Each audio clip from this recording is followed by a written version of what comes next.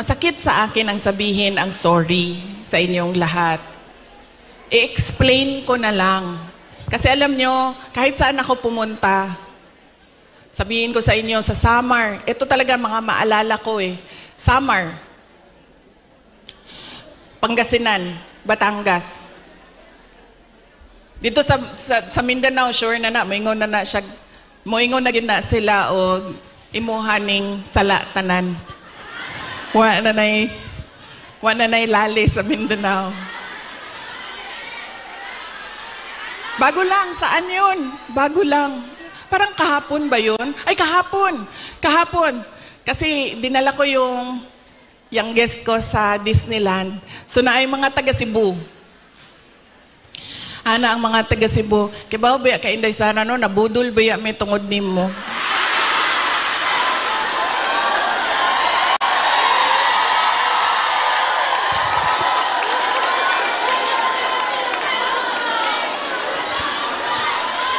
Ang sa Samar, sabi sa akin, maalala ko yun, kibaw ka, hindi sabi na, Tagalog siya, kay kanang waray man, ay, sanang waray man na sila dito, no? So, nagtagalog siya sa ako, ah. Sabi niya, alam mo, na-scam kami dahil sa iyo.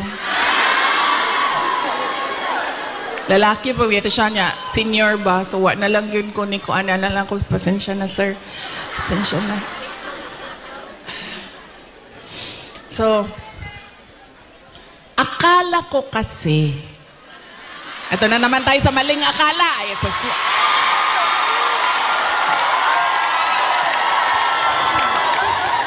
Hindi totoo ito. Akala ko kasi, gusto niya ng mas magandang bayan, mas maayos na Pilipinas kung ano yung pinagdaanan natin noon. Kasi, ang plataforma namin nung tumakbo kami, unity at continuity.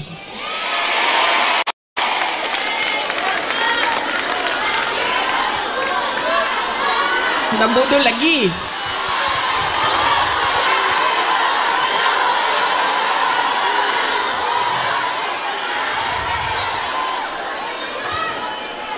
Kasi ako, sumusunod ako sa tatay ko. Ibig sabihin, sa trabaho ba? Sumusunod, hindi ako sumusunod sa tatay ko sa personal. Kaya nga ako nagtatago, di ba? Sumusunod ako sa trabaho. Nag-mayor siya. Nag-vice mayor siya. Nag-vice mayor ako. So, ang ginagawa ko, there has to be something, added value ba? Value added sa iyo. Diba? Kasi, paano ba naman na binoto namin ito si Rodrigo, pero binoto ka namin, wala namang value added. Wala namang dagdag na kahalagahan sa iyo. Diba? So, sumusunod ako sa tatay ko. Nag-vice mayor siya, nag-vice mayor ako. Nag-mayor siya, nag-mayor ako. Noong, sandali lang ma'am, mamaya na yung president ma'am. Wow. Sandali lang. So, nung mayor ako, ano ba yung targets ko as mayor? Diba? Kasi kailangan may value added sa iyo. So sabi ko, okay, ganito na ang nagawa ng administration ni President Duterte. Saan pa ba natin dadalhin ang Davao City? So may target kami. Nung umalis ako sa Davao City as mayor, number 4, most competitive city na ang Davao City. Number 8 na kami sa mga pinakamayaman na syudad sa buong bansa.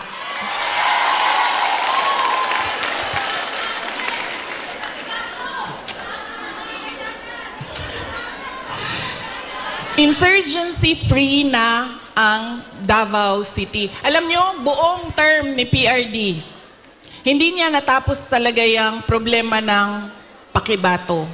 So, nung taga-Pakibato mo, ma'am?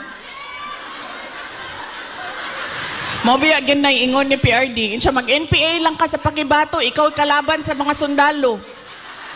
Ayaw, ganda din na sa UP. Okay.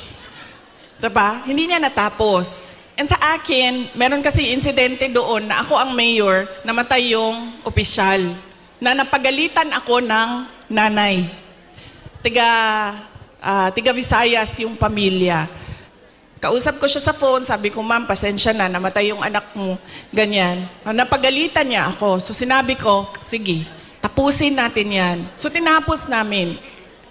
In 3 years, o 4 years, in 4 years, tinapos namin yung problema sa Pakibato. There has to be something new and something better in you. Akala ko kasi ganyan.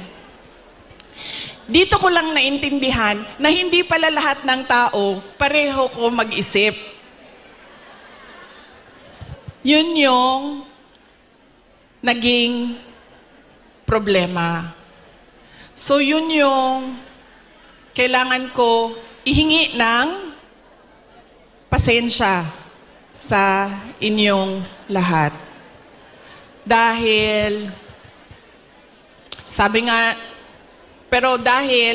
ni Pastor Kibuloy, dapat lang siguro mangyari ang mga nangyayari para makita natin.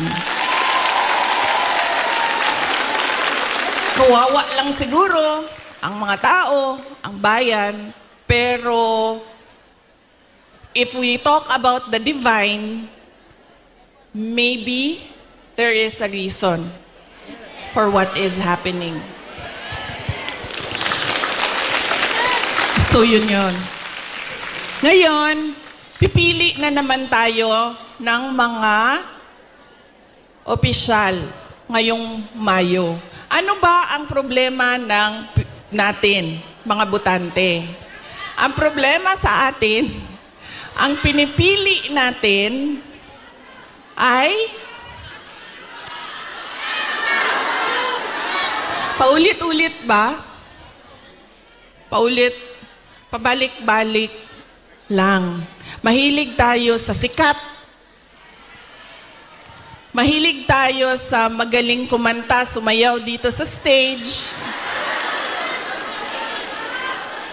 Mahilig tayo sa nagpapa-amuse, nagpapatawa sa atin. At mahilig tayo sa hindi natin tinitingnan kung ano ba yung karakter, totoong karakter ng tao sa likod ng mukha niya sa TV. Ganyan tayo. Ang ugali ng mga Pilipinong botante.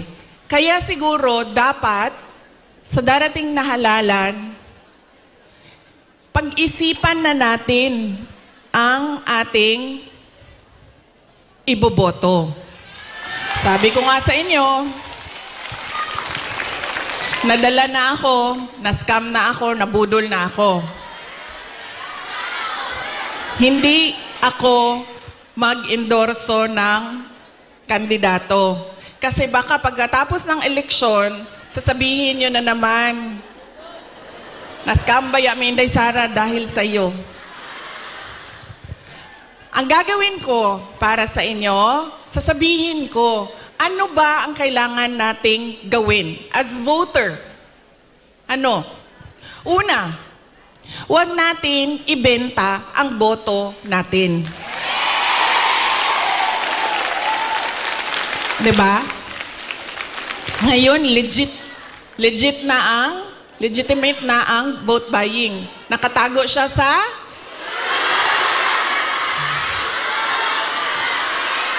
yan na, ma'am. Nandito na tayo sa topic na gusto mo, ma'am. Ayuda. Ganun na ang mga politiko ngayon. Bibigyan ko kayo ng example, ha, ng experience ko sa mga pagbibigay ng ayuda o vote buying.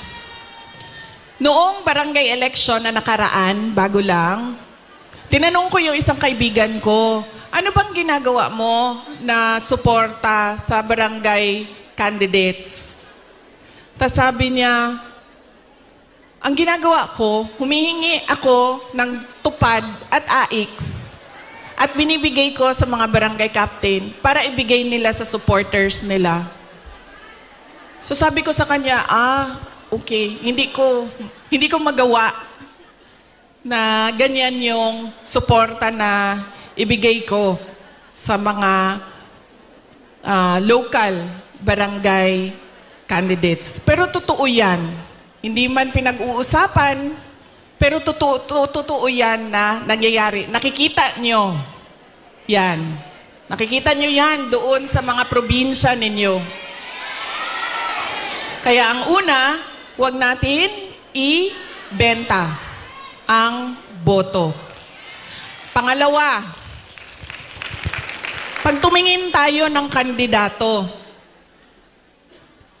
tingnan natin kung ano yung promises na ginawa niya o sinabi niya noon. Tapos, tingnan natin, binigay ba niya yung kanyang promise? Saan? Unsa sa Tagalog ng promise? Pangako sa'yo? Binigay ba niya ang pangako niya sa'yo? O iniwanan ka lang niya sa ere? At sumama sa iba?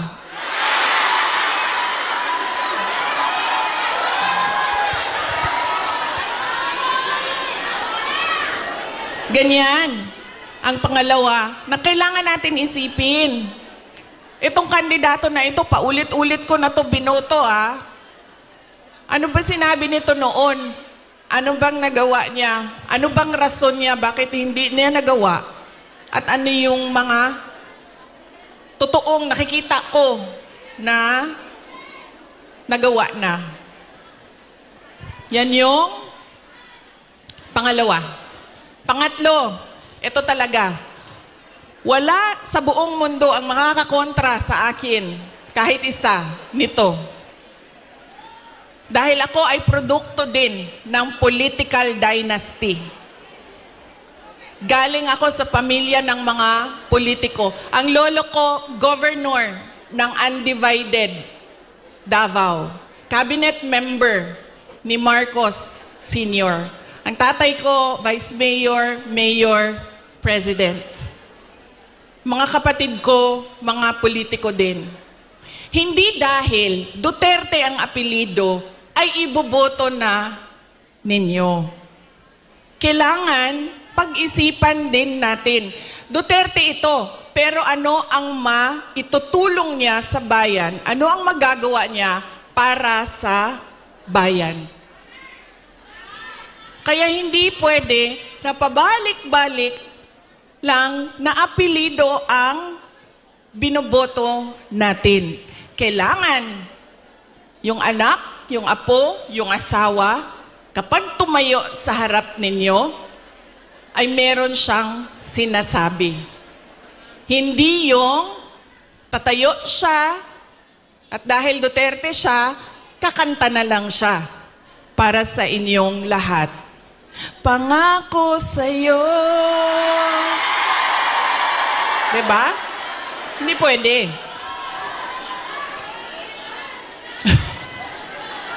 Ma'am, ganyan talaga yan, ma'am. Sa tingin ko naman kasi talaga, totoo, walang forever.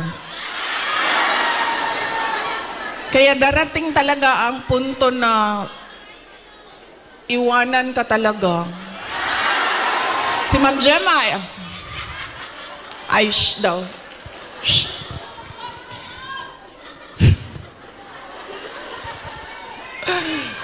Diba? Hindi pwede yan. Hindi na pwede. Kasi yan yung ganun tayo dati. Oo, eto. Tinanong ko isang beses dito sa Manila, sa NCR. Tanong ko, Ma'am, sinong kandidato niyo sa mayor? Sabi niya, si ano, ganito, apelido. Sabi ko, di ba sila din yung mayor dati? Sabi niya, oo, yung uncle niya. Sabi ko, so bakit yan pa rin ang pipiliin ninyo? Sabi niya, nasubukan na kasi. So, syempre ako, hindi na lang ako nagsalita. Pero nakita ninyo ang ating behavior sa pagpili ng kandidato. Dahil anak, apo, asawa, nasubukan na kasi, parehong apelido, go, bibigay ko na yung napaka-special na right ko na bumoto. So, mahalaga, hindi dahil anak, hindi dahil Duterte ang apelido, ay iboboto nyo na. Pag-isipan ninyo, ano ba ang dala niya sa lamesa? Ano ba ang dala niya para sa bayan? 3, huwag ibenta ang boto. Ano ang mga pangako na napako? At pangatlo ay, hindi dahil galing yan sa sikat na pamilya ay iboboto na ninyo kaagad. So tingnan natin ang mga karakter, accomplishment, abilidad, kapasidad ng mga kandidato nating senador. Kapag inutusan yan bumili ng suka, automatic na yan, may abilidad na yan. Diba? Saan nanggaling ang abilidad niya? Siyempre, kung saan yung bilihan ng suka, doon yan sa shortcut na daan. Hindi yan sa sa malayo dadaan para mabilis dumating ang suka. Pangalawa, inutusan bumili ng suka. Napadaan sa barkada. So, ang sinabi ay, ayun na ng manggamamba, kadyot lang, ma'am. So, ang sinabi niya ay pare, pahatid naman ito ng suka namin sa bahay kasi kailangan yan doon. Dito nang muna ako. 'Di ba? Abilidad. So, mahalaga yan. At kailangan natin pag-isipan itong eleksyon na ito. Kailangan natin baguhin ang ating pagpili ng kandidato. So, yan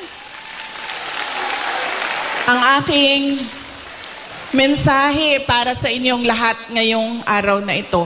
Mensahe ng pagpapasalamat, mensahe ng edukasyon, at mensahe ng pagbabago kung paano tayo pumili ng ating mga senador.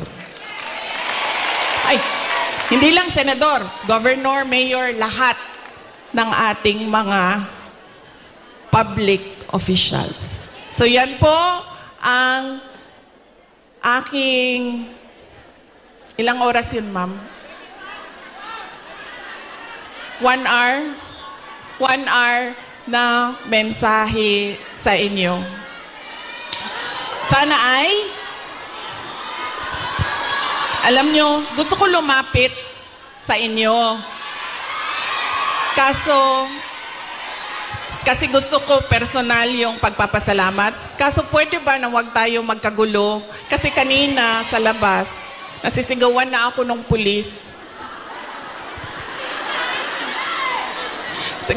Nasisigawan na niya ako kasi medyo nagkakagulo kami doon sa picture taking namin sa labas. So, pwede ba ako mag-hello lang, hello sa inyo? Tapos, wag lang tayo magkagulo kasi baka palayasin tayo dito. Ulitin ko, maraming salamat, magandang tanghali at maayong udto sa inyong tanan. Maraming salamat, Vice President Sara Duterte.